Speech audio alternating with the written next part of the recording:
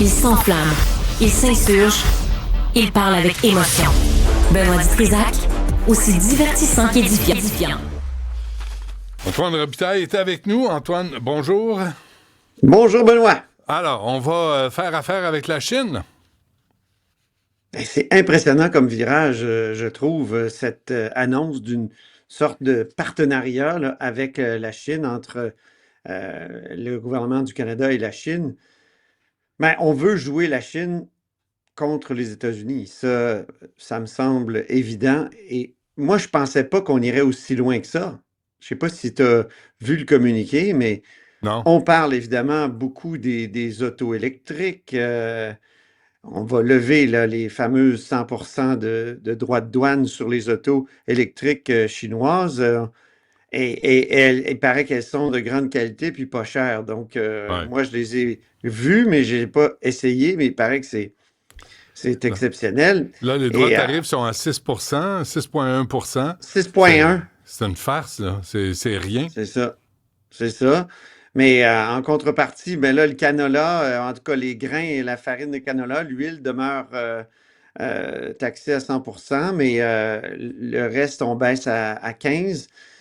Donc, ça fait plaisir évidemment à l'ouest, à la Saskatchewan.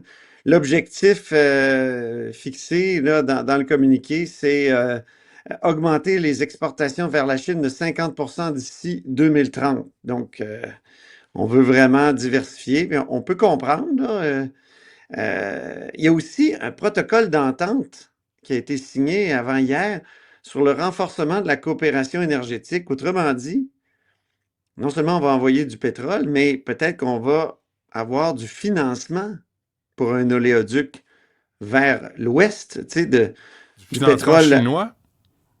Oui, Hmm. financement chinois. Déjà, il paraît que PetroChina, la société chinoise, a reçu les premières livraisons de gaz naturel liquéfié provenant de la première usine d'exportation de GNL au Canada en 2025.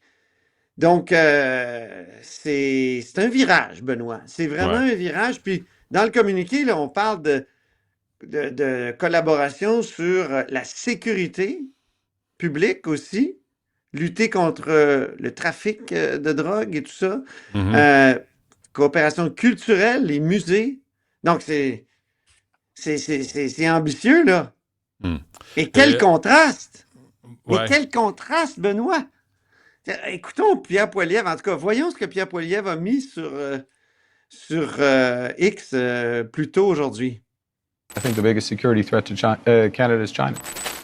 We're heartened by the leadership of President Xi Jinping and the speed with which our relationship has progressed in recent months. And I believe the progress that we have made in the partnership sets us up well for the new world order.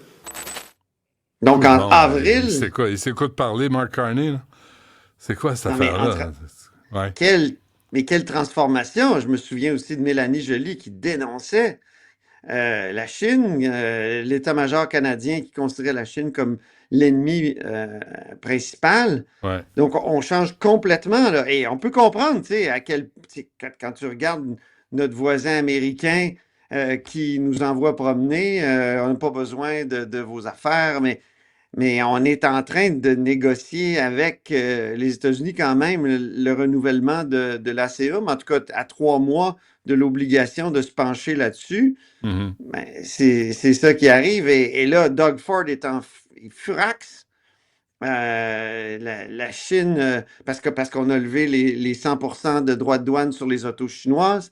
Et là, ben, la réponse du gouvernement Carney, c'est de dire, ben, dans quelques années, peut-être qu'il y aurait soit des pièces d'auto construites ici, Ça va prendre et des aussi peut-être concessionnaires. éventuellement des autos. Ouais. Ça va prendre des concessionnaires. Ça va prendre, tu Ah sais, oui, l'objectif, c'est de vendre quoi? 49 000, autos ouais. électriques. Ouais, ouais. J'ai Mais, regardé, l'an passé, c'est vendu 18 000 Tesla au Canada. ah oui. L'année d'avant, c'était 40. En 2022, c'est le plus élevé, là, qui est 40 quelques mille. Hmm. Donc, on va tasser les Tesla pour les autos chinoise. Ouais, C'est mais un là, on changement n'achetait pas de considérable. Tesla parce qu'on n'aimait pas Elon Musk. Mais là, on va acheter des voitures chinoises, même si la Chine n'est pas une très, très grande démocratie. Là, tu dis, ben, écoute, deux pas, deux Plus que t'es langue mesures. sale. Ah, je le sais, Plus que t'es excuse-moi. langue. Je n'ai rien dit. Je n'ai rien J'ai dit. posé des questions sur le port québécois, là, Et nous autres, ben, on est c'était en notre bas de la liste. principal. Hein? On est vraiment en bas de la liste parce que, tu sais, comment dire, on va garder les mêmes droits de douane. Alors, moi, je trouve qu'on Ah est de oui. plus en plus périphérique. Tu sais, le Québec a toujours été proche de l'empire du moment, tu sais, l'empire français, l'empire anglais, l'empire américain.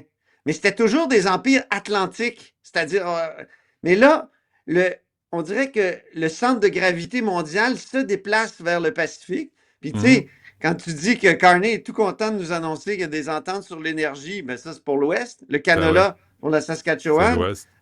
L'uranium. On a toujours été périphérique, mais au moins, on était collé sous l'empire du moment. Là, Non, mais là, c'est à ton tour d'être langue-sale. Parce que tu fais pas confiance à la famille Desmarais. Les Desmarais sont bien installés en Chine. Là. Ils ont envoyé leur valet, le Jean Chrétien. Tout va bien aller. On va être présent. Ben, on va. Les Desmarais vont être présents en Chine. Ils sont depuis longtemps. Ça va continuer. Aie confiance. hey, je veux te parler du point de presse de Paul Saint-Pierre Plamondon. Je ne Oui, sais je pas si t'en on a le prie. temps. Oui, vas-y. Je trouve ça rare qu'un politicien québécois expose une analyse et un positionnement aussi ambitieux sur l'histoire interne du Québec, évidemment, l'histoire du Québec, mais aussi sur sa place dans le monde. Ça, on a vu ça. Mais qu'on soit d'accord ou non, là, je veux dire, allez écouter ça, c'était impressionnant. Sur le Québec, il a rendu hommage à François Legault. Il était en mode empathie dès le départ, mais assez vite, il a dit la troisième voie qu'il a essayé, ça n'a pas marché. Il veut même des élections rapides, Paul Saint-Pierre Plamondon, parce qu'il considère que là, ça va être le bordel. Les ministres vont se présenter ou non, et le gouvernement ne servira plus à rien dans les prochains mois. Il n'y aura pas les élections rapides, mais il rappelle que là, ce qu'il a dit au mois de décembre, c'est-à-dire le gouvernement n'a pas vraiment encore la légitimité pour mener des énormes transformations. Quand on lui dit que la troisième voie là, entre le fédéralisme et la souveraineté, ça va continuer d'attirer l'intérêt des Québécois, écoutons ce qu'il a répondu. Ah non, moi j'ai confiance en l'intelligence de la population. Ils ont essayé de bonne foi la troisième voie, et c'est le sens de mon intervention. Il y a deux choses à retenir de l'ère caquiste qui vient de se terminer. C'est que la troisième voie en demande dans le Canada nous amène dans un déclin accéléré qu'on n'avait même jamais imaginé.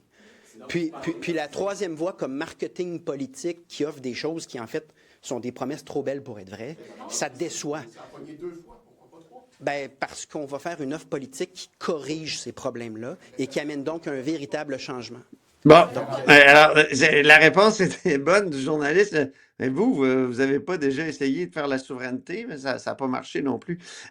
Mais sur la Chine, je veux dire, Paul Saint-Pierre Plamondon est vraiment allé très loin, là, très opposé à l'entente entre le Canada et la Chine.